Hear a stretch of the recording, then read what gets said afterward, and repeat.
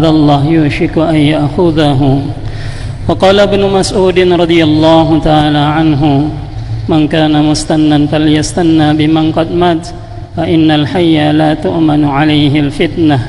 أولئك أصحاب محمد صلى الله عليه وسلم كانوا أفضل هذه الأمة أبرها قلوبا وأعمقها علما وأقلها تكلفا اختارهم الله لصحبة نبيه ولإقامة دينه فعرفوا لهم فضلهم تمسكوا بما استطعتم من أخلاقهم وسيرهم فإنهم كانوا على الهدى المستقيم أو كما قال ابن مسعود رضي الله تعالى عنه. Hadirin yang dimuliakan oleh Allah Subhanahu wa taala, sungguhnya kejayaan, kemuliaan, keselamatan manusia di dunia dan di akhirat ada dalam agamanya Allah Subhanahu wa taala. Sejauh mana kita ini mengamalkan agamanya Allah Subhanahu wa taala dengan cara baginda Nabi sallallahu alaihi wasallam, maka sejauh itulah kemuliaan yang akan kita dapatkan di dunia ini, lebih-lebih di akhirat nanti. Namun kurang sempurnanya diri kita di dalam mengamalkan agamanya Allah Subhanahu wa taala, maka kurang sempurna pula kebahagiaan yang akan kita dapatkan di dunia ini, lebih-lebih di akhirat nanti. Hadirin yang mulia, ini merupakan suatu sunatullah, keputusan Allah. Walan tajida li sunnatillahi tabdila, kalian tidak akan menjumpai keputusan Allah itu berubah. Walan tajida li sunnatillahi tahwila, kalian tidak akan menjumpai keputusan Allah itu berubah. Sebagaimana burung, bahagianya burung ini ada di alam yang bebas. Kalaulah burung ini kita tangkap, kita taruh di sangkar sekalipun berupa sangkar emas, tetap burung itu mau keluar. Kenapa? Karena di situ bukan tempat kebahagiaannya. Begitu pula bahagianya ikan, ini ada di air. Bila mana keluar dari air, maka akan menemukan kesengsaraan. Bapak hadirin yang dimuliakan oleh Allah SWT, bahagia itu tidak ada hubungannya dengan pangkat jabatan yang tinggi. Kalaulah kebahagiaan itu ada hubungannya dengan pangkat jabatan yang tinggi, tentu sekali Fir'aun laknatullah alaih yang paling bahagia. Sampai ia mengatakan, ana rabbukumul a'la, saya ini adalah Tuhan kalian yang paling tinggi. Namun tidak taat perintah Allah, maka Allah SWT hinakan. Begitu pula kebahagiaan tidak ada hubungannya dengan harta benda yang banyak. Kalaulah kebahagiaan itu ada hubungannya dengan harta benda yang banyak, tentu sekali Qarun laknatullah alaih yang paling bahagia. Namun Qarun laknatullah alaih tidak taat perintah Allah, Allah sengsarakan. Ini cerita kisah ini sebagai pelajaran untuk umat ini sampai ila yaumil qiyamah. Bahagianya diri kita ini, sejauh mana diri kita ini mentaati perintah Allah, maka sejauh itulah kebahagiaan yang akan kita dapatkan di dunia, lebih-lebih di akhirat nanti. Ini sunatullah, keputusan Allah. Kalian tidak akan menjumpai keputusan Allah itu berubah. Bapak hadirin yang dimuliakan oleh Allah SWT, dari sekian jutaan miliaran manusia, alhamdulillah diri kita ini dikaruniai iman oleh Allah SWT. Iman ini, Bapak hadirin yang mulia, sebagai syarat orang itu akan ke syurganya Allah SWT. Iman itu sebagai syarat amal kita akan diterima di sisi Allah SWT. Iman itu sebagai syarat orang itu tidak akan kekal dalam nerakanya Allah Subhanahu wa taala. Hadirin yang dimuliakan Allah Subhanahu wa taala, innallaha la yazlimu mu'minan hasanatan yu'ta biha fid dunya wa yujza biha fil akhirah. Wa ammal kafiru fayut'amu bihasanati ma amila biha lillah fid dunya hatta idza afdha ila al akhirah lam takun lahu hasanatan yujza biha. Allah SWT tidak menzalimi hambanya yang beriman. Bila mana hambanya yang beriman ini berbuat baik di dunia ini, maka Allah SWT akan ganti di dunia ini berupa keberkahan-keberkahannya. bahkan penggantian yang lebih baik nanti di akhiratnya Allah SWT, bahkan ajran azima, pahala yang besar Allah SWT telah janjikan.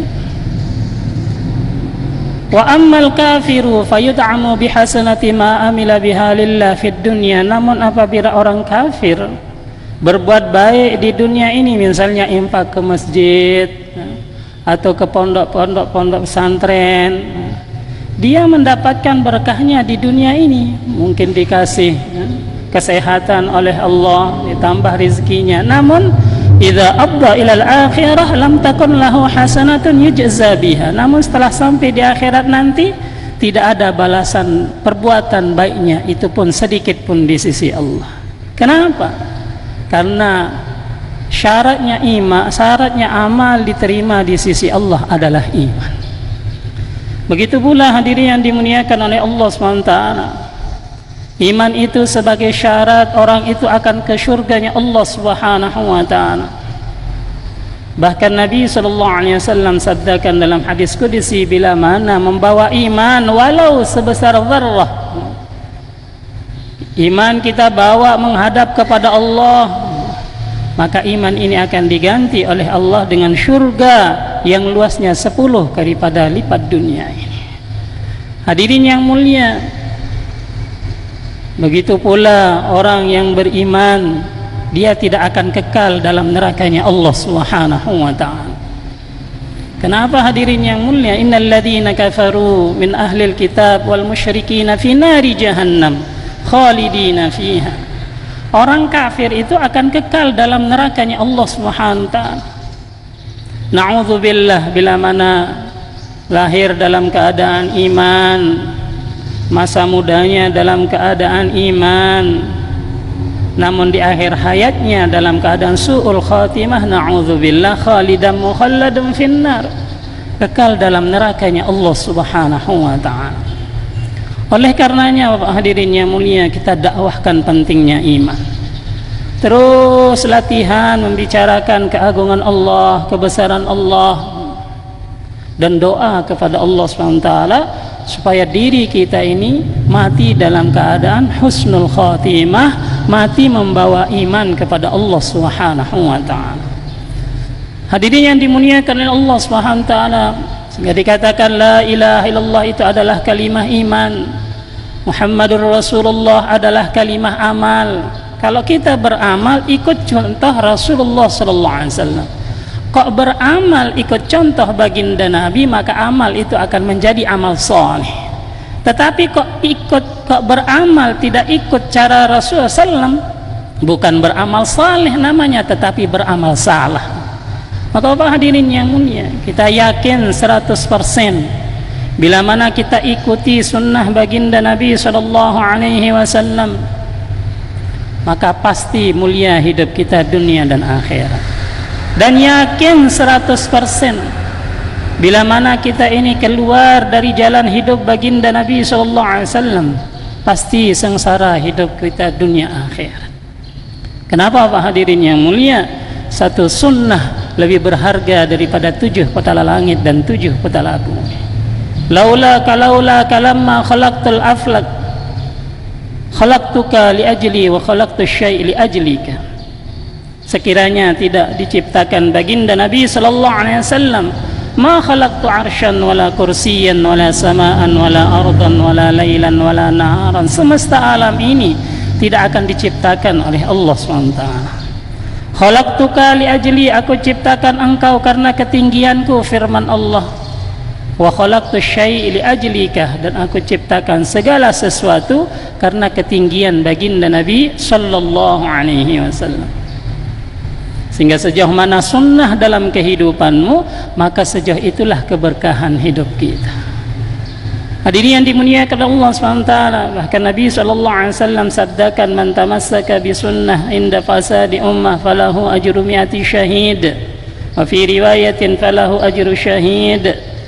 Barang siapa yang berpegang teguh dengan sunnah baginda Nabi SAW, misalnya masuk masjid kok pakai kaki kiri, keluar lagi supaya naik masjid dengan kaki kanan, baca doa Allahumma ftahli abwaaba rahmatik, berpegang teguh dengan sunnah baginda Nabi SAW, Kok masuk WC kok pakai kaki kanan, keluar lagi supaya masuk pakai kaki kiri. Berpegang teguh dengan sunnah baginda Nabi sallallahu alaihi wasallam, falahu ajru mi'ati syahid, maka baginya 100 pahala mati syahid. Sedangkan satu orang mati syahid niki, yaitu darahnya belum bersentuhan dengan tanah, seluruh dosanya dimaafkan oleh Allah Subhanahu wa taala.